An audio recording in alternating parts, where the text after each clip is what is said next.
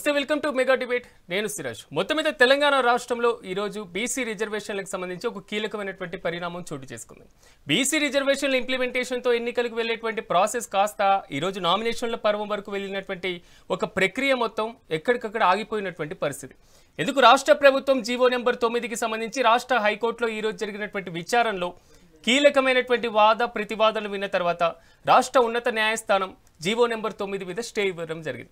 ముందు నుంచి వాదిస్తున్నారు, వివిధ రాజకీయ పక్షాలన్నీ దీని మీద వాదన వినిపిస్తున్నాయి, విమర్శిస్తున్నారు, పోరాటం చేస్తున్నటువంటి పరిస్థితి కనబడుతుంది. ప్రభుత్వ వాదన కూడా ఇక్కడ చాలా స్పష్టంగా వినబడుతుంది. గతంలో ఇచ్చినటువంటి తీర్పులకు అనుగుణంగా రిజర్వేషన్ ఇంప్లిమెంటేషన్ ప్రక్రియను మేము జీవో ద్వారా చేస్తాం, పార్టీ పరంగా ముందుకు వెళ్తాం అనేటువంటి అంశాలు కూడా ప్రభుత్వం చెప్తున్నటువంటి వాదన.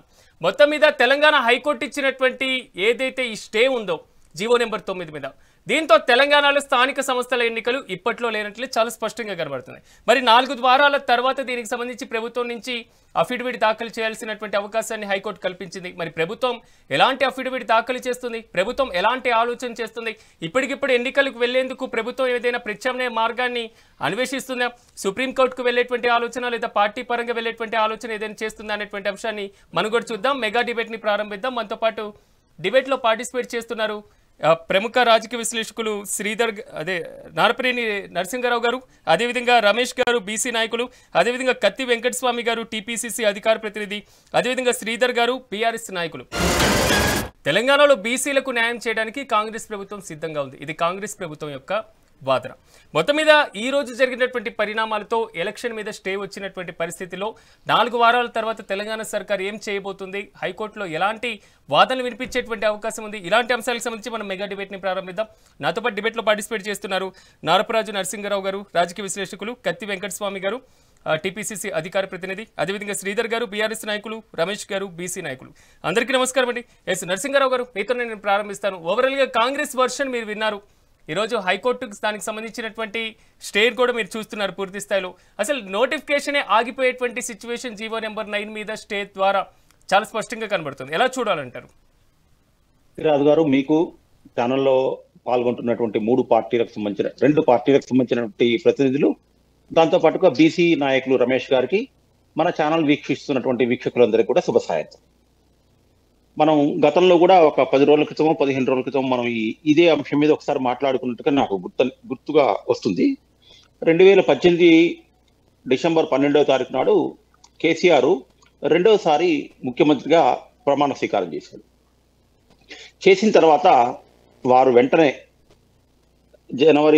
మన సంక్రాంతి పండుగ 2019 జనవరిలోనే నోటిఫికేషన్ రిలీజ్ చేశాడు స్థానిక సంస్థల ఎన్నికల కోసం. 3వ వారంలో ఎన్నికలు జరిగాయి. తర్వాత మేలో జడ్పీటీసీలు, ఎంపీటీసీలు ఎన్నికలు పూర్తయ్యాయి. నేను ఈ విషయం ఎందుకు చెప్తున్నానంటే, 2004లో రాజశేఖర రెడ్డి ముఖ్యమంత్రి అయ్యాక మన రాష్ట్రం అంతకుముందు చాలా తక్కువ శాతంలో ఉన్నటువంటి ఈ పార్టీల మార్పు, పార్టీల ఫిరాయింపు అనేటువంటిది 2004 తర్వాత కొంచెం ఎక్కువైంది. 2014 రాష్ట్ర విభజన తర్వాత దానికి అసలు ఏ విధమైనటువంటి అడ్డు అదుపు లేకుండా పార్టీ ఫిరాయింపులు జరుగుతున్నటువంటి విషయం మనం కూడా చూస్తున్నాం. మెజారిటీ ఉన్నా కూడా ఎదుటి పార్టీలు విలీనం చేసుకుని బలవంతంగా మన పార్టీలో కలుపుకుంటున్నటువంటిది ఎక్కడికి, ఎంపీలు, ఎమ్మెల్యేలు, ఎమ్మెల్సీలు, తర్వాత కిందికి వస్తే జడ్పీటీసీలు, తర్వాత ఎంపీటీసీలు, గ్రామ పంచాయతీ సర్పంచులు, వార్డు మెంబర్లను కూడా ఏ పార్టీ రాష్ట్రంలో అధికారంలో ఉంటే ఆ పార్టీకి సంబంధించినటువంటి నాయకులు వాళ్ళని బలవంతంగా తమ పార్టీలకు ఆహ్వానిస్తున్నటువంటి మనం చూస్తున్నాం.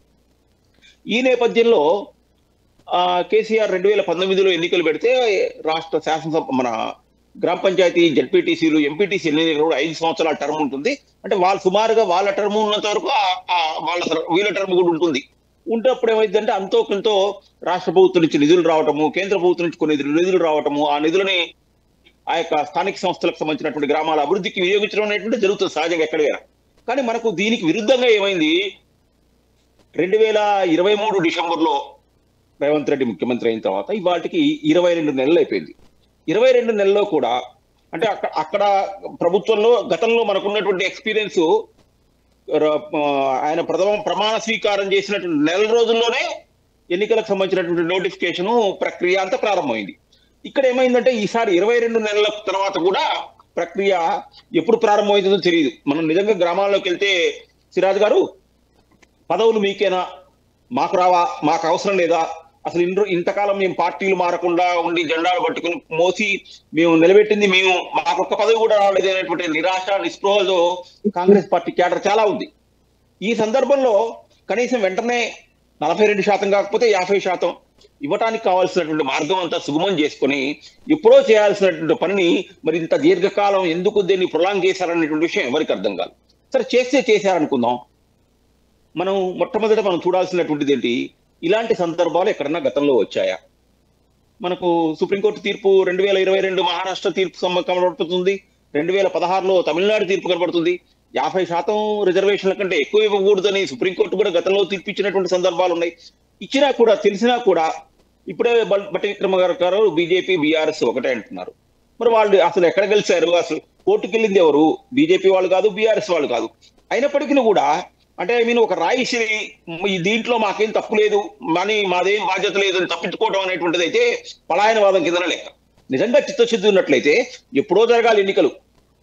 ఇప్పటిదాకా అసలు ఎందుకు జరుగుతున్నాయి? మనది కొంచెం ఆ మాత్రం తెలిసి 10వ తరగతి వరకు సోషల్ స్టడీస్ చదివినటువంటి ఏ విద్యార్థి అయినా కొంచెం చట్టసభల మీద అవగాహన ఉన్నటువంటి వ్యక్తులు, కోర్టులో మన దేశంలో కోర్టులు ఇస్తున్నటువంటి తీర్పులు చూసినటువంటి ఎవరైనా కూడా ఈ జీవో నెంబర్ 9ని కొట్టేస్తారు, హైకోర్టు కాకపోతే సుప్రీంకోర్టు అనే విషయం అందరికి తెలుసు. ఈ తెలిసిన దాని మీద రచ్చరచ్చం చేసుకొని ఎందుకు నవ్వుల పాలవుతున్నారో ఎవరికి అర్థం కావట్లేదు. ఎప్పుడో జరగాల్సినటువంటి ఈ కాంగ్రెస్ ఇప్పుడు విషయం ఏంటంటే మనకు సెప్టెంబర్ 27వ తారీఖు నాడో 28వ తారీఖు నాడో 29వ తారీఖు నాడో ఎన్నికలు జరుగుతున్నాయి. మీకు అక్టోబర్ 8 నుంచి నోటిఫికేషన్ రిలీజ్ చేస్తామనేటువంటి ఒక వార్త వచ్చింది. ఈ వార్త వచ్చిన దగ్గర నుంచి సిరాజ్ గారు చాలా గ్రామాల్లో ముఖ్యంగా కాంగ్రెస్ పార్టీకి సంబంధించినటువంటి వాళ్ళు ఎవరైతే సీట్లు ఆశిస్తున్నటువంటి వాళ్ళు ఆశావాహులు ఉన్నారో ఇప్పటికే లక్షల సంఖ్యలో డబ్బులు ఖర్చు పెట్టినటువంటి ఉదంతాలు కూడా ఉన్నాయి మన రాష్ట్రంలో. అంటే ప్రజలు ఊరుకోరు. మనం ఇప్పటిదాకా ఏం అలవాటు చేసామంటే ఎవరైతే ఏమండి ఎలాగో పండగ సీజన్ కూడా వచ్చింది కాబట్టి పండగ సీజన్ వచ్చింది కాబట్టి ఊరుకోకుండా అట్లా చాలా డబ్బులు ఖర్చు పెట్టుకున్నటువంటి వాళ్ళు ఉన్నారు. తెలివైన వాళ్ళు మాత్రం ఎవరో ఒకళ్ళు ఇవి ఎట్లాగో ఖచ్చితంగా జరిగిపోయి వాయిదా పడతాయి, కోర్టు తీర్పు వస్తున్నటువంటి వాళ్ళు కొంచెం జాగ్రత్తగా ఉన్నారు. మరి ఎందుకు చేస్తున్నారు ఏంటి? అసలు మనకు బీసీలకు సంబంధించినటువంటిది రాజ్యాంగంలో ఈ రకమైనటువంటి మనకు రక్షణ ఉందా లేదా? వీటి మీద కొంత శ్రద్ధ పెట్టుకోవాలి. గిరీష్ అక్కడి నుంచి మీరు చెప్పిన తర్వాత రాజ్యాంగబద్ధంగా దీని చెల్లుబాటు అనేటువంటి అంశాల దగ్గర నుంచి న్యాయస్థానాలు వీటికి సంబంధించి ఎంతవరకు ప్రశ్నిస్తాయనేటువంటి అనేక అంశాలు అనేక ప్రశ్నలు కూడా సంధిస్తున్నటువంటి పరిస్థితి ఉంది. ఒకసారి నేను వివిధ పార్టీల యొక్క అభిప్రాయం తీసుకొని మళ్ళీ మీ దగ్గరకు వస్తాను. ఎస్ వెంకటస్వామి గారు నమస్తే అండి. నమస్కారం వెంకటస్వామి గారు, ఓవరాల్ గా మీరు మాత్రం జీవో ఇవ్వాలనుకుంటే ఎప్పుడో మేము ఇచ్చేవాళ్ళం కదా అనేటువంటి మాట ఇప్పుడు మాట్లాడుతున్నటువంటి నేపథ్యంలో ఎందుకు రిజర్వేషన్లకి సంబంధించినటువంటి ప్రక్రియలో మీరు ముందుకు వెళ్తున్నప్పుడు అందరినీ కూడా పక్కదారి అంటే రాజకీయ లబ్ధి కోసం మాత్రమే కాంగ్రెస్ పార్టీ ఇంత ఆతృతగా ఇంత త్వరగా నోటిఫికేషన్ ఇవ్వడం జరిగింది? ఇది ప్రతిపక్షాల దగ్గర నుంచి వస్తున్నటువంటి వాదన. అంటే ప్రతిపక్షాలకు కేవలం అధికార పక్షాన్ని నిందించడము లేకపోతే బదనాం చేయడమో తప్పితే వేరే మార్గం ఉన్నట్టుగా అర్థం. విషయము సమాజంలో మోర్ దెన్ 50% ఉన్నటువంటి బీసీలకు రిజర్వేషన్ అంశం.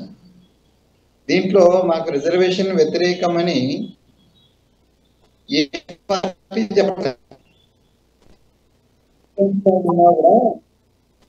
ఏ పార్టీ అవి చెప్పలేదు.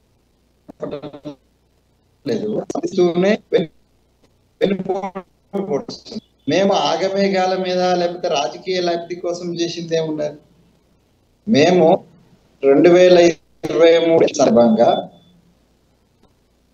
కామారెడ్డి డిక్లరేషన్ లో భాగంగా బీసీ డిక్లరేషన్ లో భాగంగా స్థానిక సంస్థలను విద్యార్థులను 42% బీసీలకు రిజర్వేషన్ కల్పిస్తామని వాగ్దానం చేసినాం. ఆ వాగ్దానం చేసినటువంటి దానికి అనుగుణంగా మా ప్రభుత్వం వచ్చిన తర్వాత దానికి అవకాశం కేవలము అంటే సుప్రీంకోర్టును మేము సంప్రదించలేదు లేదా సుప్రీంకోర్టును మేము సంబంధించినటువంటి వర్డిక్ట్స్ మేము చూడలేదు అనేటువంటి నరసింహరావు గారి మాట తప్పు. సుప్రీంకోర్టులో ఉన్నటువంటి రెస్ట్రిక్షన్స్ ఏవైతే ఉన్నాయో 50% క్రాస్ కావాలంటే కులగణన జరగాలి. కులగణన జరిగి అధికారికమైనటువంటి కులగణన అది కూడా డెడికేషన్ కమిషన్ వేసి తద్వారా నిర్ణయించినటువంటి రిజర్వేషన్ ప్రక్రియ ప్రకారము అట్లా చేసినట్టు ఏదంటే మేము ఆలోచిస్తామన్నది సుప్రీంకోర్టు. అసలు సుప్రీంకోర్టుకు 50% క్యాప్ను నిర్ణయించే అధికారం లేదు. అదే రాజ్యాంగ విరుద్ధం.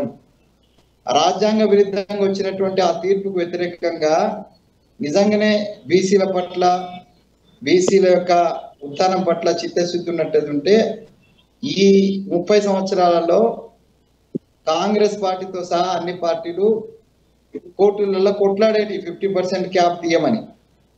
కానీ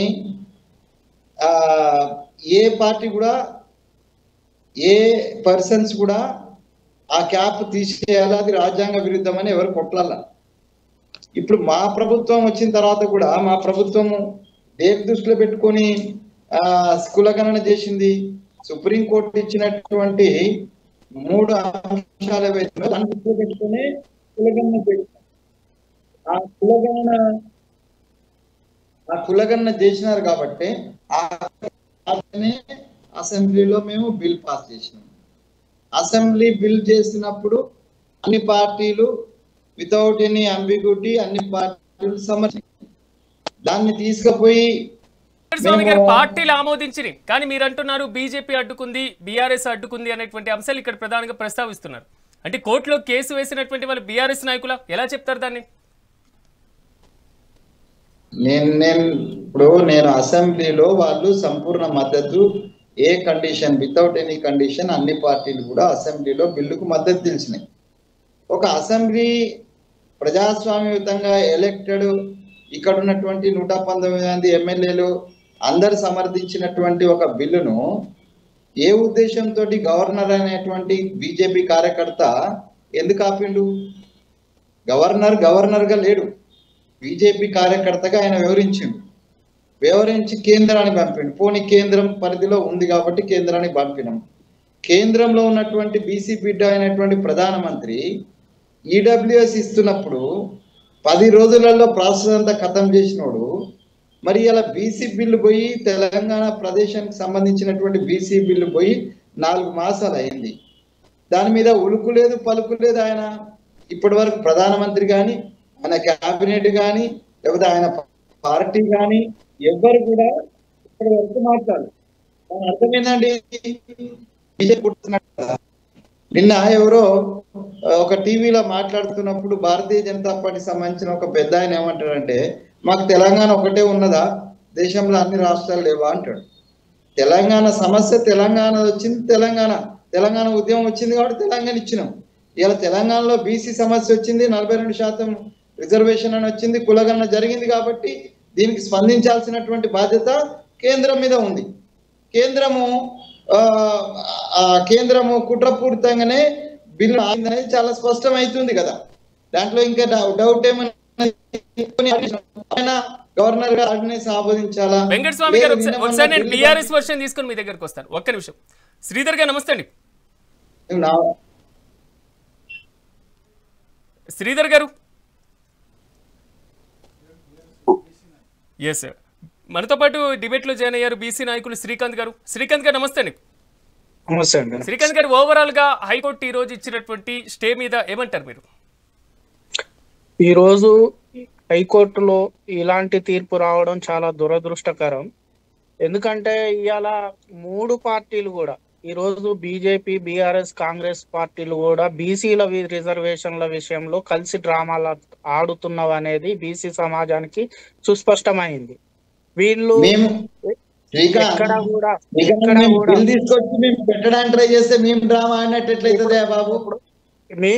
ఎందుకంటున్నా అంటే, ఈ రోజు డ్రామాలు ఎందుకు ఆడుతున్నారంటే, ఇవాళ బీసీ రిజర్వేషన్స్ అంశంలో పార్టీలకు అతీతంగా అగ్రకులాలన్నీ ఏకమైనవి. పార్టీలకు ఈ రోజు కాంగ్రెస్ పార్టీలో ఉన్న రెడ్లు కూడా ఇవాళ ఎవరు కూడా స్పందించట్లేదు. ఇవాళ ఒక రెడ్డి జాగృతి నాయకుడు పిటిషన్ వేస్తే దాన్ని ఉపసంహరింపజేయడానికి ప్రయత్నం చేయలే రెడ్డిలు. ఇవాళ కాంగ్రెస్ పార్టీలో రెడ్డిలు అందరు పదవులు అనుభవిస్తూ ఈరోజు అఖిల పక్షాన్ని ఢిల్లీకి తీసుకుపోయి ధర్నా చేపియమంటే వాళ్ళు పార్టీ పరంగా పోయి ధర్నా చేసిండ్రు. ఇవాళ కాంగ్రెస్ పార్టీ రాష్ట్రాన్ని దిగ్బంధనం చేయాలి. ఇవాళ కాంగ్రెస్ పార్టీ రాష్ట్రాన్ని దిగ్బంధనం చేసి కేంద్ర ప్రభుత్వం మీద వెంకటస్వామి గారు కేంద్ర ప్రభుత్వ సంస్థలను దిగ్బంధనం చేసే బాధ్యత కాంగ్రెస్ పార్టీ. బంధుకు పిలుపుని వాళ్ళు బీజేపీ పార్టీ మీద ఒత్తిడి తీసుకురావాలంటే తమిళనాడు తరహాలో జయలలిత పోయి ఏ విధంగా అయితే 9th షెడ్యూల్ అదే విధంగా పోయి అక్కడ కూర్చొని 9th షెడ్యూల్ ఈ మాట ఎట్లుందంటే పెట్టినోడు పెట్టకనే పెట్టినోడు పెట్టే నా కొడుకు ఎందుకు పెట్టలేదు అన్నట్టుగా ఉంది నీ మాట. ఇప్పుడు మేము పెట్టడానికి తయారైతే మమ్మల్ని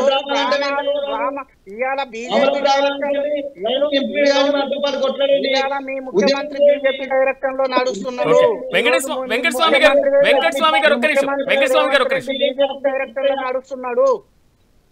ఇలా రేవంత్ రెడ్డి గారు బీజేపీ డైరెక్షన్ లో డ్రామాలు ఆడుతున్నాడు. ఇవన్నీ కూడా చిత్తశుద్ధి లేదు బీసీ రిజర్వేషన్ అంశంలా. వీళ్ళు పార్టీలకు అడ్డుకుంటున్నవి. కాంగ్రెస్ పార్టీ పాలిటీ డిసిషన్ మిత్రమా ఇది. కాంగ్రెస్ పార్టీ రాహుల్ గాంధీ ఆదేశం, రాహుల్ గాంధీ యొక్క ఇది ఏఐసిసి యొక్క ఆదేశం మేరకు చేస్తున్నాం. ఈ రోజు రెడ్డిలకు అన్ని పదవులు ఇచ్చుకుంటా సామాజిక న్యాయం అని చెప్పుకుంటా తిరుగుతున్నారు. ఈ రోజు మీరు లోక్సభలో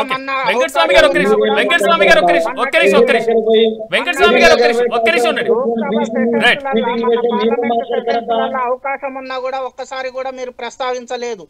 ఎవరు కూడా ఈ బీసీ రిజర్వేషన్స్ అంశాన్ని ప్రస్తావనకు తీసుకురాలేదు. తెలంగాణకు సంబంధించి ఎక్కడ కూడా ఎలా మాట్లాడతారండి? మీకు చిత్తశుద్ధి ఎంత వరకు ఉందండి? ఒక రోజు ముందుగా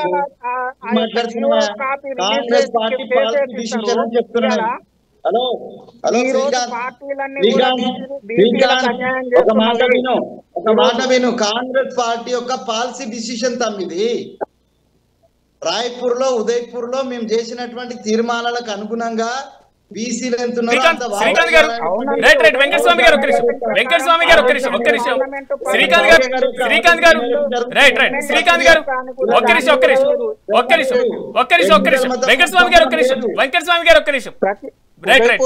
ప్యానెల్ ఉన్నటువంటి ఇతర మెంబర్స్ మనం ఒపీనియన్ తీసుకుందాం. శ్రీకాంత్ గారు, కాంగ్రెస్ పార్టీ ప్రస్తుతం చట్టం చేసింది, ఆర్డినెన్స్ చేసింది, ఢిల్లీకి వెళ్ళాం, ఫైట్ చేసాం, ఇప్పుడు హైకోర్టులో పూర్తి స్థాయిలో జీవో కోసం కూడా పోరాటం చేస్తున్నాం అనేటువంటి విషయాన్ని వెంకటస్వామి గారు అదేవిధంగా కాంగ్రెస్ పార్టీ చెప్తుంది.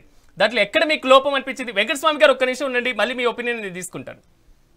ఈ రోజు కాంగ్రెస్ పార్టీ చేసింది దాన్ని స్వాగతిస్తున్నాం, కానీ వాళ్ళు చిత్తశుద్ధితో చేయలేదు అనేది మేము బలంగా నమ్ముతున్నాం.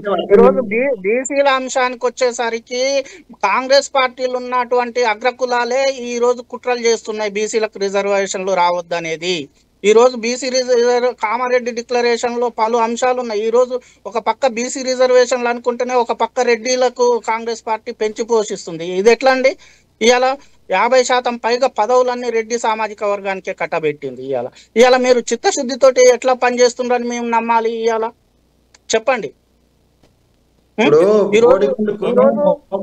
కాంగ్రెస్ పార్టీతో పాటు బీజేపీ అయితే శ్రీకాంత్ గారు నేను మళ్ళీ మీ దగ్గరికి వస్తాను. శ్రీధర్ గారు నమస్తే. వెంకటస్వామి గారు ఒక్క నిమిషం బీఆర్ఎస్ వర్షన్ తీసుకొని వస్తాను, ఎందుకంటే ప్యానెల్ లో ఇంకా మెంబర్స్ ఉన్నారు. శ్రీధర్ గారు నమస్తే అండి. శ్రీకాంత్ చెప్పినటువంటి రెడ్డిలకి ఎక్కువ పదవులు ఇస్తున్న విషయంలో అది చర్చనీయాంశం, కానీ అది చర్చనీయాంశమే.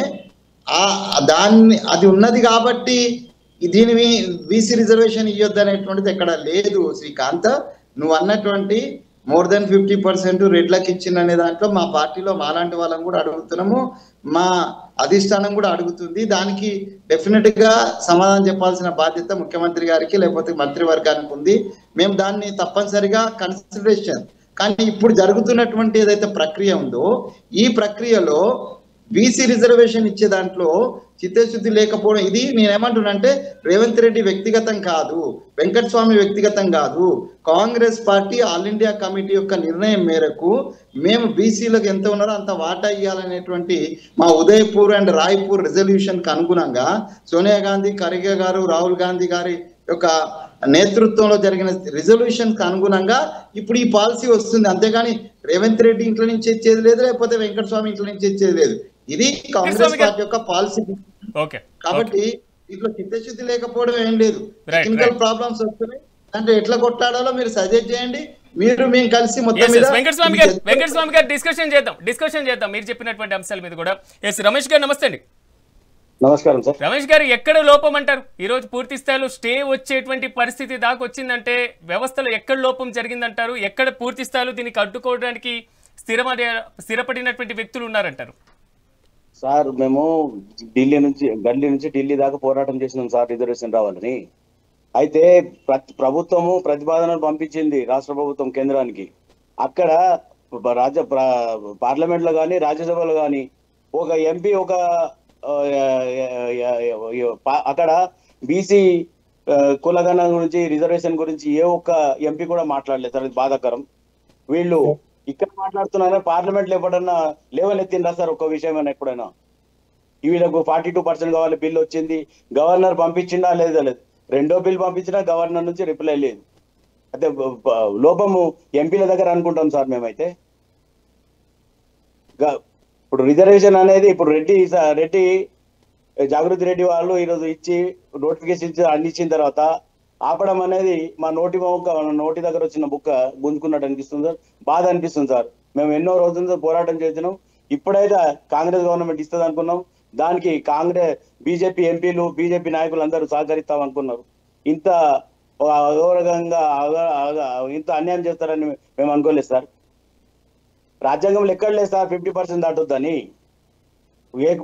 జనాభా దామాష ప్రకారంగా ఇవ్వాలంటే రిజర్వేషన్ ఉంది, కానీ బీసీలకు వచ్చే కాడికి అక్కడ ఆపుతున్నారు. ఈడబ్ల్యూఎస్ అయితే 10 రోజుల్లో చేసి దానికి అమలు చేసింది కదా సార్. అప్పుడు 50% దాటినట్టుగా 60% వచ్చినట్టే ఇప్పుడు సుప్రీంకోర్టు చేసి 50% దాటొద్దు అన్నట్టు. ఇప్పుడు రిజర్వేషన్ ఈడబ్ల్యూఎస్ ఇచ్చినప్పుడు ఇవి బీసీల దాంట్లో కాకపోతే 60% అయినట్టే కదా సార్. ఈ 50% తెగిపోయినట్టే కదా సార్ సుప్రీంకోర్టు ఇచ్చింది దాని ప్రకారంగా. న్యాయమూర్తులైనా కొంచెం ఆలోచించేది ఉండే సార్. ఈరోజు ఒక ఆలోచించి మాకు బీసీలకు ఏమన్నా న్యాయం చేసేది ఉండే సార్. అదే బాధ సార్.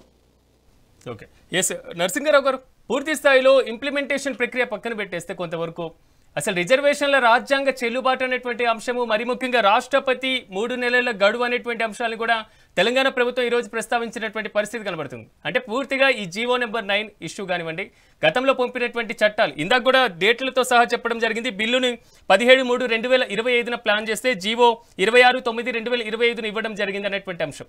అంటే రాష్ట్రపతి 3 నెలలు గడువులో పూర్తి స్థాయిలో ఆమోదించలేదు కాబట్టి ఇది ఆటోమేటిక్గా ఆమోదించబడినటువంటి అంశంగా ఈ బిల్లును మనం పరిగణించవచ్చా? ఇప్పుడే వెంకటస్వామి గారు ఏమన్నారంటే ఇది ఉదయపూర్లో మా పార్టీ చేసినటువంటి పాలసీ డెసిషన్ అన్నారు. ఆ పాలసీ డెసిషన్ అన్నప్పుడు ఏమవుతుందంటే వెంకటస్వామి గారు పార్టీ చేసినటువంటి పాలసీ డెసిషన్ని వేరే పార్టీలు వాళ్ళ ఒత్తిడి మేరకు అసెంబ్లీలో ఆమోదించడం వేరు, వాళ్ళని దాన్ని ఓన్ చేసుకోవడం వేరు. ఎందుకు ఈ మాట చెప్తున్నా అంటే ఇది రాజకీయపరమైనటువంటి విధానం. మనం ఎస్సీకి సంబంధించినటువంటి ఎస్సీ వర్గీకరణను చూసాం. మందకృష్ణ మాదిగ దాదాపు సుమారుగా ఒక 35 సంవత్సరాల పాటు పోరాటం చేశాడు, ఉద్యమం చేశాడు, బంధులు చేశాడు, జైల్లోకి వెళ్ళాడు, ఇన్ని చేశాడు. కానీ అది ఆయన యొక్క కళ ఎప్పుడు సాకారం అయింది? కేంద్ర ప్రభుత్వం ఎప్పుడైతే ఇవ్వాలనుకుందో అప్పుడు ఇది కోర్టు ద్వారా సాకారం అయింది. మనం అంతెందుకంటే వెంకటస్వామి గారికి బాగా తెలుసు. తెలంగాణ రాష్ట్రం 2001లో కేసీఆర్ ఉద్యమం స్టార్ట్ చేశాడు. 2004లో కాంగ్రెస్ పార్టీ లోక్సభలో మన ఎన్నికల ఎజెండాలో పెట్టినా కూడా 2004-9 మధ్యలో ఇవ్వలేకపోయింది. 2009 ప్రారంభంలో ఇచ్చిందా? ఇవ్వలేదు. 2009 డిసెంబర్ 23 ప్రకటన వచ్చిన తర్వాత దానికి మళ్ళీ వాళ్ళే విత్డ్రా చేసుకున్నారు. లాస్ట్కి ఏమైంది? అది ఇవ్వకపోతే మా ఉనికి లేదు అనేటువంటి గత్యంతర పరిస్థితుల్లో ఇచ్చారు. ఇదేంటి? రాజకీయపరమైనటువంటి డెసిషన్. ఈ డెసిషన్ ఆ రోజున భారతీయ జనతా పార్టీకి సంబంధించినటువంటి వాళ్ళు కూడా ఎజెండా ఉంది కాబట్టి 2 జాతీయ పార్టీలు కలిసాయి కాబట్టి తెలంగాణ రాష్ట్రం సాకారం అయింది. అట్లాగే ఇక్కడ కూడా ఇప్పుడు ఎవరైతే మన శ్రీధర్ గారు కానీ లేకపోతే రమేష్ గారు కానీ మాట్లాడుతున్నారో ఇది ఒకటి రాజ్యాంగపరమైనటువంటి అంశాలు దీంట్లో ముడిపడి ఉన్నాయి.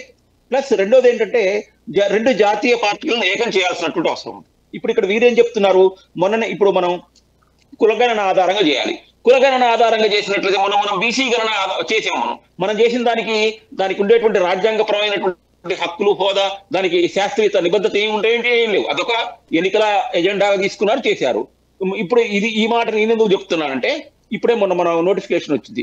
నోటిఫికేషన్ లో ఎస్సీ ఎస్టీకి సంబంధించినటువంటి రిజర్వేషన్ ఏమో 2011 జనాభాకు సంబంధించినటువంటి లెక్కల ఆధారంగా జరుగుతాయి ఈ రిజర్వేషన్లు అన్నారు. బీసీకి సంబంధించినటువంటిది ఈ కాంగ్రెస్ పార్టీ అధికారంలోకి వచ్చిన తర్వాత చేసినటువంటి బీసీ జనగణన ఆధారంగా చేరుతాయన్నారు. ఈ రెండుని బ్యాలెన్స్ ఎవరు చేస్తారు? చట్టం ఒప్పుకుంటుందా? న్యాయం ఒప్పుకుంటుందా? ఇదే కేవలం రాజకీయపరమైనటువంటి చర్చ. కాబట్టి ఈ అంశాన్ని మనం అంటే మీరు శ్రీధర్ గారు కానీ రమేష్ గారు కానీ తీవ్రమైనటువంటి ఆవేదన చెంది మాట్లాడాల్సినటువంటి అవసరం లేదు. మీరు కూడా ఏంటంటే ఆ భారతీయ జనతా పార్టీ మీద కాంగ్రెస్ ఇప్పుడు ఇంకొక చిన్న విషయం ఏంటంటే చాలా మనం వెంకటస్వామి గారిని అభినందించాలి. చాలా అద్భుతమైనటువంటి ఒక వారు ఏమన్నారంటే ఇక్కడ రెడ్డికి సంబంధించినటువంటి అంటే మీ కులం గురించి మాట్లాడకూడదు అనుకున్నా కానీ వచ్చేసింది. మా దగ్గర డామినేషన్ ఉందనేటువంటిది మేమందరం అంగీకరిస్తున్నాం. దాని గురించి మేము ఏఐసీ మాట్లాడుతూ ఉన్నారు. ఒక మీడియాలో కనీసం ఈ మాత్రమైనా మాట్లాడారు అంటే ఆయనకు హ్యాట్స్ ఆఫ్ చెప్తున్నా సార్. నేను మిగిలినటువంటి విషయాలకు వెళ్ళినట్లయితే ఇది రాజకీయ పరమైనటువంటి డెసిషన్. భారతీయ జనతా పార్టీ కాంగ్రెస్ జాతీయ స్థాయిలో కలుసుకొని కూర్చొని ఆలోచించగలిగినప్పుడు మాత్రమే రాజ్యాంగాన్ని సవరిస్తారా, లోక్సభకు సంబంధించినటువంటి దాంట్లో బిల్లులు పాస్ చేస్తారా, లేదంటే సుప్రీంకోర్టులో వాళ్ళకు ఏదో ఒక మెమోరాండం చేయిస్తారా తప్ప అంతట్లోపు ఇది తేనె చుట్టూ అట్లాగే ఉంటుంది. చలిగాసుకోవాల్సినటువంటి వాళ్ళు ఎవరైనా అట్లే కాచుకునేటువంటి ప్రయత్నం చేస్తారు తప్ప దీని ద్వారా ఇమీడియట్ గా అవతల ఎవరైతే ఆశిస్తున్నారో వాళ్ళకైతే ఏదో ఒక రకమైనటువంటి ప్రయోజనం జరుగుతుందని మాత్రం నేను అనుకోను. పూర్తి స్థాయిలో అంటే ఆల్రెడీ జీవో ఇష్యూ కోర్టులో నడుగుతున్నది కాబట్టి కేంద్రానికి ఆల్రెడీ పంపినటువంటి చట్టాలు ఆమోదించేటువంటి ప్రక్రియలో ఆ ప్రయత్నాలు చేయొచ్చా ఈ ప్రాసెస్ లో? మళ్ళీ నేను ఏమంటున్నా అంటే సార్ ఇది పొలిటికల్ ఎజెండా కదా. ఇప్పుడు మనం ఫర్ ఎగ్జాంపుల్ రాజీవ్ గాంధీ ఇక్కడ మనం బీసీ గణన చేశారు. బీసీ గణన చేసిన తర్వాత ఈ మధ్య కాలంలో కేంద్రం ఏమన్నది మేము కూడా కులగణన చేస్తున్నాం అన్నది. కులగణన చేస్తున్నప్పుడు ఈ కాంగ్రెస్ వాళ్ళందరూ ఏమన్నారు చేస్తున్నారు అన్నారు. ఏ పొలిటికల్ పార్టీ అయినా ఒకళ్ళు చెప్తే ఇంకోళ్ళు ఎవరు చేయరు. ఆ చేసేటువంటి పరిస్థితి వచ్చే వరకు వచ్చినప్పుడు మాత్రమే చేస్తారు. నేను ఇందాక తెలంగాణ ఉదాహరణ 2004లో కాంగ్రెస్ ఎందుకు ఇవ్వలేదు, 2014లో ఎందుకు ఇచ్చిందంటే ఇవ్వాల్సినటువంటి పరిస్థితి వచ్చింది, వాళ్ళ మీద ఒత్తిడి వచ్చింది కాబట్టి ఇచ్చింది. దీంట్లో ఎవరైనా ఏ పార్టీ అయినా ఆ పార్టీ ఈ పార్టీ అనేటువంటిది మనం వాళ్ళకి ఎవరికి మన భుజకీర్తులు జరగాల్సినటువంటి అవసరం లేదు.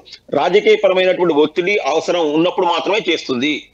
అది పూర్తి స్థాయిలో సార్ కోర్టులు దాని గురించి మనం అంటే బహిరంగంగా మాట్లాడుకోకూడదు. కానీ ఈ రెండు పార్టీలు కలిసిన తర్వాత రాజ్యాంగాన్ని మార్చుకోవచ్చు.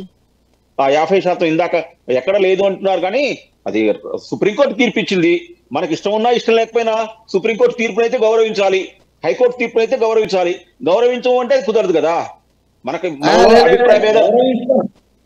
గౌరవిస్తాం. కానీ నరసింహరావు గారు ఒక విషయం ఏంటంటే ఇప్పుడు చాలా మంది ఇప్పుడు మీరు కూడా చూడండి, ఇప్పుడు కోర్టులో బహిరంగ మాట్లాడొద్దండి. ఇప్పుడు ఏమైందంటే దేశంలో ఒక రకమైనటువంటి అభద్రతా భావం ఉన్నది మన లోపల.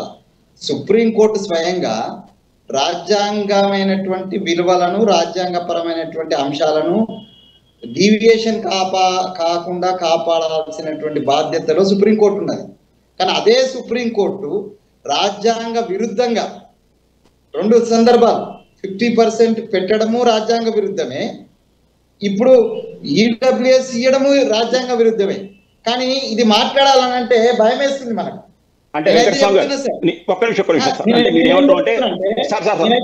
నేనైతే మొదటి నుంచి చెప్తున్నా నరసింహరావు సార్, నేను మొదటి నుంచి చెప్తున్నా ఏంటంటే ఇది పెద్ద కుట్ర. 50% విధించడం పెద్ద కుట్రనే, ఈడబ్ల్యూఎస్ ఇవ్వడం కుట్రనే. సార్ ఒక్కటి గుర్తుపెట్టుకోండి, మీరు ప్రజా జీవితంలో ఉన్నారు. జనరల్ గా కోర్టుకు ఒక వ్యక్తి పోయినప్పుడు లేదే సార్, అంటే నేను అనేది మీకు అన్ని అవగాహన ఉన్నది కాబట్టి చెప్తున్నా. జనరల్ గా కోర్టు, నేను కూడా అడ్వకేసీ చేసిన, నేను పొలిటికల్ గా ఉన్నా, నేను ఒక టీచర్ గా ఉన్నా. మేము సర్వీసు మ్యాటర్స్ కూడా మేము కోర్టుకి వెళ్ళినటువంటి సందర్భం ఉన్నది. కోర్టు ఏం చెప్తుందంటే సార్, ఒకవేళ నేను పిటిషన్ వేస్తున్నా అంటే ఆ జీవో ద్వారా కానీ ఆ డిసిషన్ ద్వారా కానీ నాకు ప్రత్యక్షంగా నష్టం జరిగినప్పుడు నేను కోర్టుకు పోయేటువంటి అధికారం ఉంటుంది. కోర్టు ఇది అడుగుతుంది, నీకు నష్టం జరుగుతుందని. రెడ్డి జాగృతుడు కోర్టుకు పోయింది సార్, వానికి ఏం నష్టం జరిగిందని పోయింది సార్. వాడు 10%, 7% లేనటువంటి ఓసీలకు 10% ఈడబ్ల్యూఎస్ దొబ్బుకుంటా, ఒక పక్కన ఎస్సీల కంటే తక్కువ మెరిట్ తోటి ఇలా ఉద్యోగాలు దొబ్బుకుంటా, బీసీలకు సంబంధించి లేదా ఎస్సీలకు సంబంధించి బహుజనులకు సంబంధించినటువంటి కోటాలోనే కొంత ఎన్హాన్స్మెంట్ చెప్తే వాని కడుపు ఎక్కడ మండింది? ఒకవేళ కడుపు నీది ఎట్లా మండిందయ్యా, నీకు ఏం నష్టం జరిగిందని కోర్టుకు వచ్చినవని బెంచ్ అడగాల్సిందే సార్ హైకోర్టు. అది అడగకుండానే పిటిషన్ అలో చేయడం అనేది కూడా పెద్ద కుట్ర అంటున్నా నేను. ఇన్ని కుట్రల మధ్య న్యాయ వ్యవస్థ కుట్ర అనేటువంటి విభాగాలు పక్కన పెట్టేస్తే నార్మల్ గా గతంలో కోర్టు ఇచ్చినటువంటి 50% క్యాప్ ఏదైతే ఉందో దాన్ని సమీక్షించడానికి కూడా కాంగ్రెస్ ప్రభుత్వం ముందుకెళ్లేటువంటి ఆలోచన చేస్తుందా న్యాయస్థానాన్ని ఆశ్రయిస్తూ? కాంగ్రెస్ ప్రభుత్వం కాకుండా కాంగ్రెస్ ప్రభుత్వం కానీ లేదా కాంగ్రెస్ పార్టీ కానీ ముందుకెళ్ళకపోతే డెఫినెట్ గా నాలాంటి బీసీ బిడ్డలు ముందుకెళ్తారు, లేకపోతే నరసింహరావు లాంటి ఒక సామాజిక కార్యకర్తలు తప్పనిసరి వెళ్తారు. ఇప్పుడు అది చర్చ వచ్చింది సార్. ఇవాళ తెలంగాణ బీసీ రిజర్వేషన్ కారణంగా ఇవాళ దేశంలో ఒక చర్చ జరగబోతుంది. అసలు 50% రిజర్వేషన్ క్యాప్ పెట్టాలన్నా పెట్టొద్దా, దాని మీద పునర్సమీక్ష జరగాలని నేనే కోర్టుకు పోవడానికి సిద్ధంగా ఉన్నా సార్. నేనే సుప్రీంకోర్టును అప్పీల్ అయితే సార్ మీరు ఇచ్చినటువంటి ఏదైతే డిసిషన్ ఉందో దాన్ని పునర్సమీక్షించండి. యాక్చువల్లీ మీకు అధికారం ఉన్నదా 50% క్యాప్ పెట్టాలనేటువంటి ఎందుకు పెట్టినారు, అది ఏ సందర్భంగా పెట్టినారు, దాన్ని ఇప్పుడు తీయాల్సినటువంటి అవసరం ఉంది అనేటువంటి విషయాన్ని ఇవాళ సుప్రీం కోర్టు. వెంకటస్వామి గారు నెక్స్ట్ ఏం చేయబోతున్నారు? పాత రిజర్వేషన్ పద్ధతిలో ఎన్నికలకు వెళ్ళబోతున్నారా? సుప్రీంకోర్టును ఆశ్రయించేటువంటి పరిశీలన చేస్తున్నారా, లేకపోతే హైకోర్టు డెసిషన్ వచ్చే వరకు వెయిట్ చేయాలనుకుంటున్నారా? ఏం చేయబోతుంది కాంగ్రెస్ గవర్నమెంట్? కాంగ్రెస్ గవర్నమెంట్ ఇప్పుడు మేము ఇది అంటే మాకున్న ఇన్స్ట్రక్షన్ ప్రకారం నేను పార్టీ ప్రతినిధి ఇక్కడ కూర్చున్నా కాబట్టి నేను చెప్తున్నా అంటే మొత్తం పాఠం వచ్చిన తర్వాత మేము చర్చించి మా పిసిసి అధ్యక్షుడి నుంచి వచ్చిన ఇన్స్ట్రక్షన్ ప్రకారము పూర్తి పాఠము ఈ రోజు మొత్తం చదివిన తర్వాత దాని మీద ఏం చేస్తామనేది రేపు ఒక చర్చ జరుగుతుంది.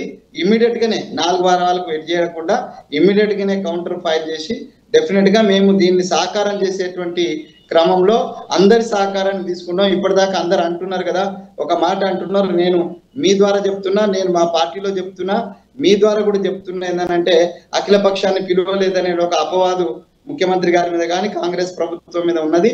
ఇప్పుడు ఈ స్టేజ్ లోనైనా, ఈ ఫైటింగ్ స్టేజ్ లో అయినా కూడా, చివరి యుద్ధం స్టేజ్ లో అయినా కూడా అందరిని పిలిచి అన్ని పార్టీల యొక్క సమ్మతి తీసుకొని వారు అన్నట్టుగా తెలంగాణ ఉద్యమ సమయంలో ఎట్లయితే అన్ని పార్టీలను ఏకం చేసేటువంటి ప్రయత్నం చేసి ఒక కన్సెస్నెస్ కోసము ఒత్తిడి అల్టిమేట్ ఈజ్ వారు చెప్పింది కరెక్ట్.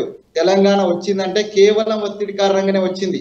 దయాదాక్షిణ్యాలు కూడా ఉండొచ్చు అందులో, కానీ దానికంటే గొప్పగా తెలంగాణ సమాజం మొత్తం తిరగబడ్డది కాబట్టి తప్పనిసరిగా ఆడున్నటువంటి కేంద్ర ప్రభుత్వం తల వంచే ఇచ్చింది. ఇవాళ ఉన్నటువంటి కేంద్ర ప్రభుత్వం కూడా జనగణన చేస్తానన్నది జన చైతన్యం కోసమే చేస్తానన్నది.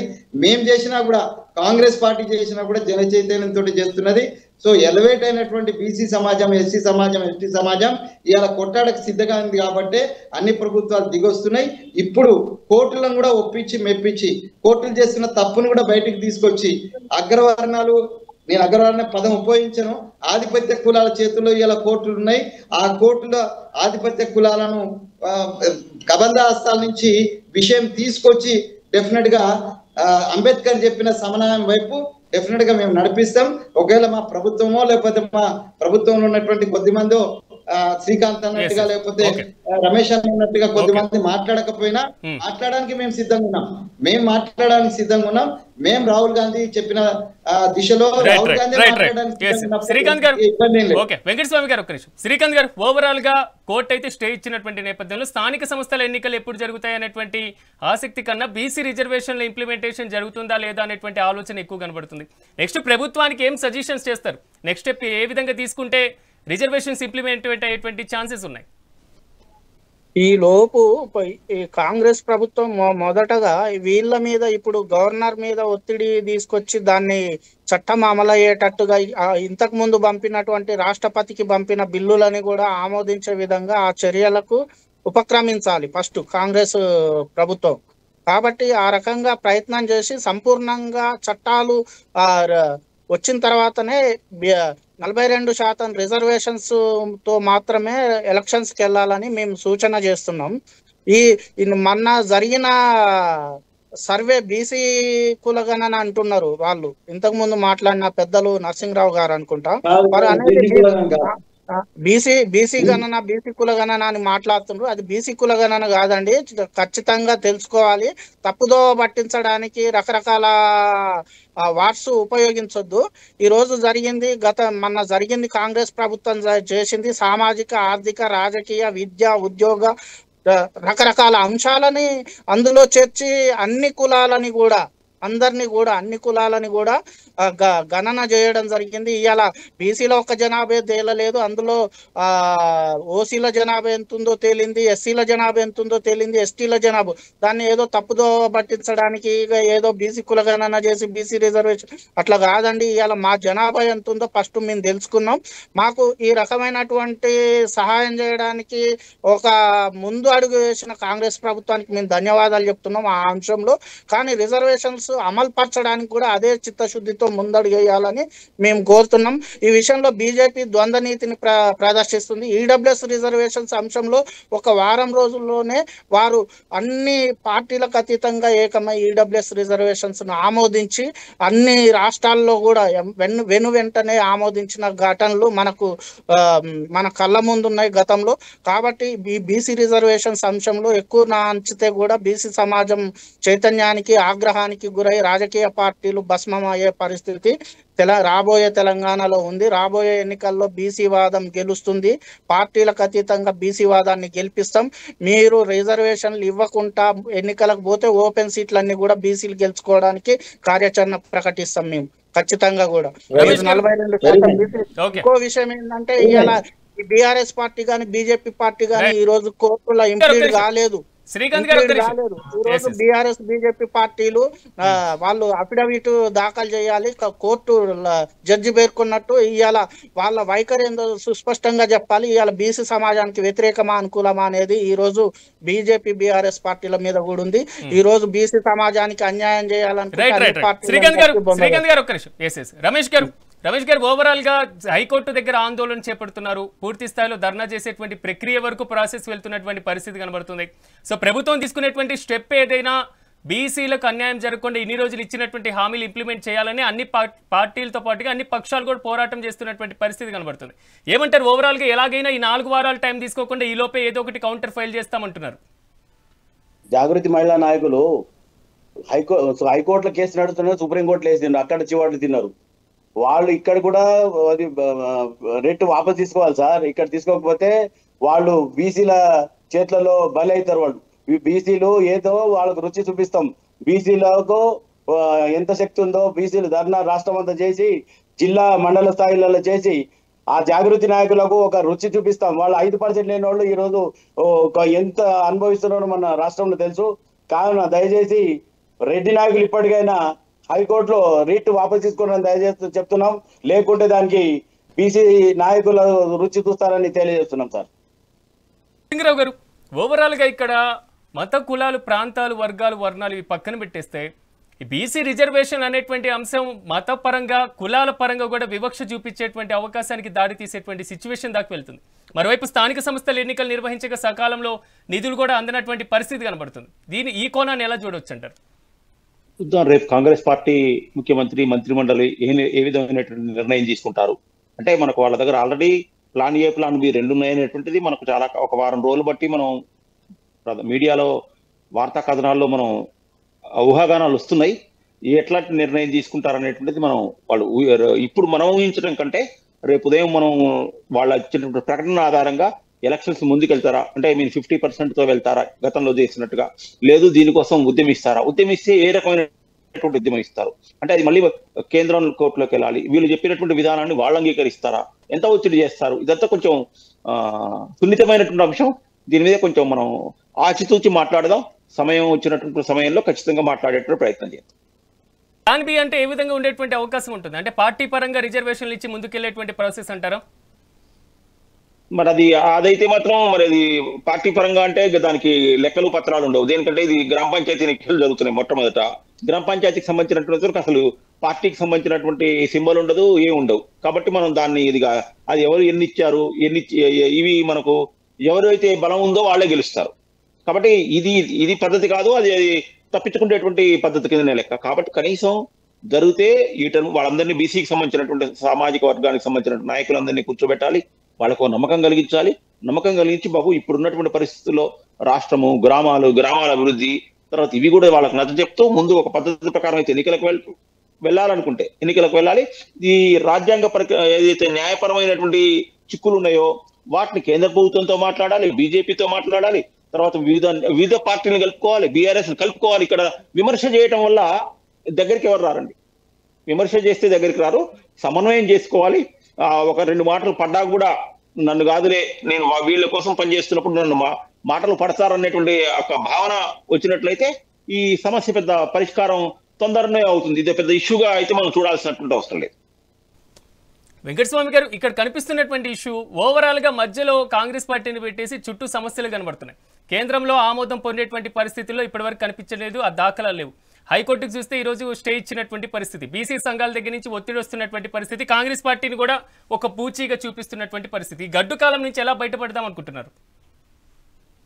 నేను చెప్పాను నరసింహరావు గారు అన్నట్టుగా ఒక సొల్యూషన్ అయితే దీనికి ఇవ్వాలా, ఎలా ఇవ్వాలా అనేటువంటిది డెఫినెట్ గా పార్టీ వేదిక మీద పార్టీలో ఉన్నటువంటి ముఖ్య బాధ్యులు ఎవరైతే ఉన్నారో వాళ్ళు, మాలాంటి వాళ్ళం కూడా మా సజెషన్స్ కూడా ఇస్తాము.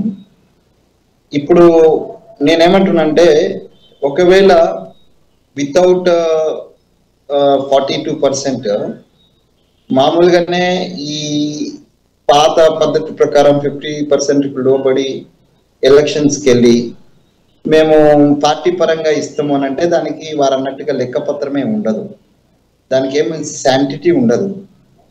తర్వాత ఇది ఒకసారి ఎలక్షన్ అయిపోయిన తర్వాత the issue will be dissolved అండి, అది పలచబడిపోతుంది దాని ముందు ఉన్నటువంటి సీరియస్నెస్. కాబట్టి మాకున్నటువంటి ఒకటే మార్గం 42% ఇచ్చిన తర్వాతనే ఎలక్షన్స్ పోవాలనేటువంటి ఆలోచన కాంగ్రెస్ పార్టీకి మాకుంది. మా పిసిసి అధ్యక్షుడు మహేష్ కుమార్ గారు పదే ఆ మాట చెప్తున్నారు. బీసీ సమాజంలో ఉన్నటువంటి వివిధ సంఘాలు, వివిధ మేధావులు కూడా అదే చెప్తున్నారు.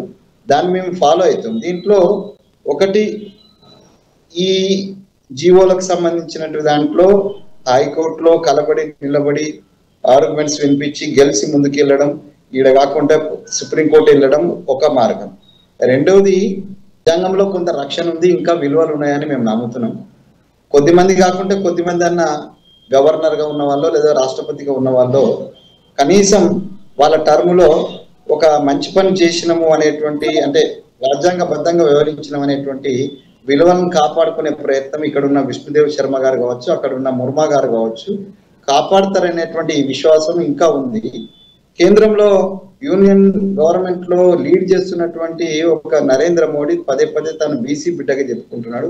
ఓకే, మాకు పుట్టిన బిడ్డగా మాకు న్యాయం చేసేటువంటి దిశగా కొంత ప్రయత్నం చేస్తాడనేటువంటి విశ్వాసాన్ని కూడా నేను వ్యక్తం చేస్తూ ఈ శ్రీకాంత్ ఇందాక అన్నట్టుగా 2 అంశాలు, రమేష్ అన్నట్టుగా ఈ రెడ్డి జాగృతి వీళ్ళందరూ కూడా ఎవరైతే ఉన్నారో వీళ్ళు సమాజంలో కలిసి ఉండాలనుకుంటున్నారా లేకపోతే సివిల్ వరకు తీసుకుపోతారా వాళ్ళు నిర్ణయించుకోవాలి.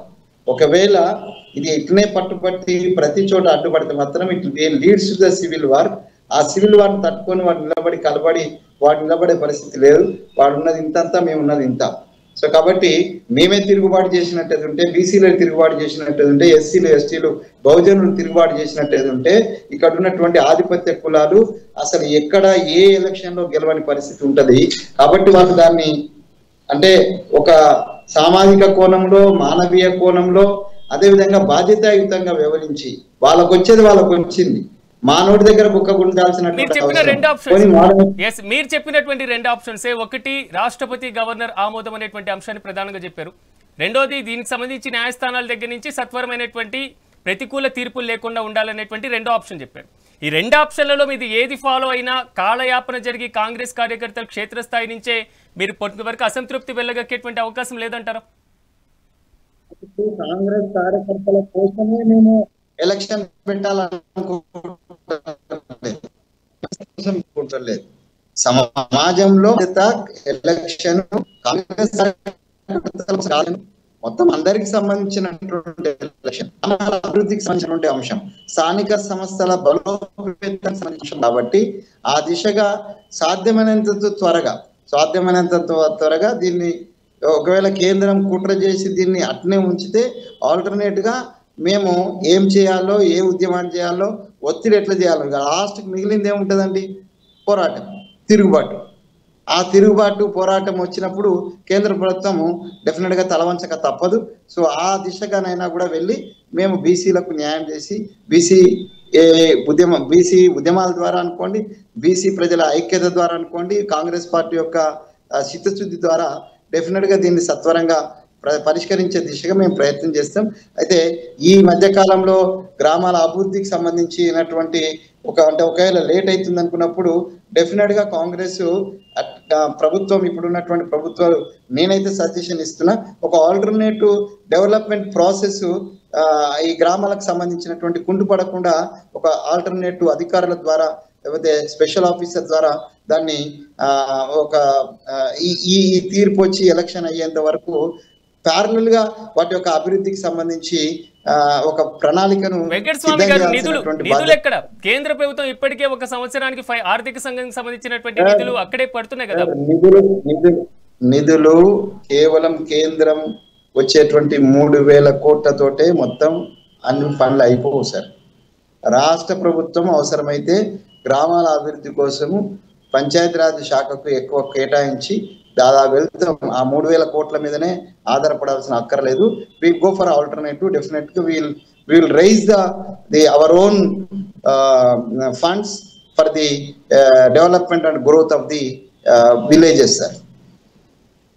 వెంకటస్వామి గారు, చూద్దాం. ఎందుకంటే బీసీ రిజర్వేషన్ల ఇంప్లిమెంటేషన్ అనేటువంటి ప్రక్రియ మాత్రమే కాదు, తెలంగాణ రాష్ట్రంలో స్థానిక సంస్థల ఎన్నికలు కూడా దీంతో కొంతవరకు బలపడి ఉన్నాయి కాబట్టి రెండు ఒక ప్రాసెస్ ముందుకు వెళ్తే ఒకవైపు సామాజిక న్యాయం, మరోవైపు అభివృద్ధి కూడా అవకాశం ఉంటుంది. ఈ రోజు నాతో పాటు డిబేట్లో పార్టిసిపేట్ చేసిన వెంకటస్వామి గారికి, నరసింగరావు గారికి, రమేష్ గారికి, శ్రీకాంత్ గారికి ప్రత్యేకంగా కృతజ్ఞతలు తెలియజేస్తూ మొత్తం మీద తెలంగాణలో బీసీ రిజర్వేషన్ల ఇంప్లిమెంటేషన్ జీవో నెంబర్ 9 పైన హైకోర్టు ఇచ్చినటువంటి స్టేతో తెలంగాణలో స్థానిక సంస్థల ఎన్నికలు మాత్రం కొంతవరకు ఆలస్యమయ్యేటువంటి అవకాశాలు చాలా స్పష్టంగా కనబడుతున్నాయి. ఇది వాటి మెగా డిబేట్. రేపటి డిబేట్లో మళ్ళీ కలుద్దాం. చూస్తూనే ఉండండి మెగా 9 టీవీ.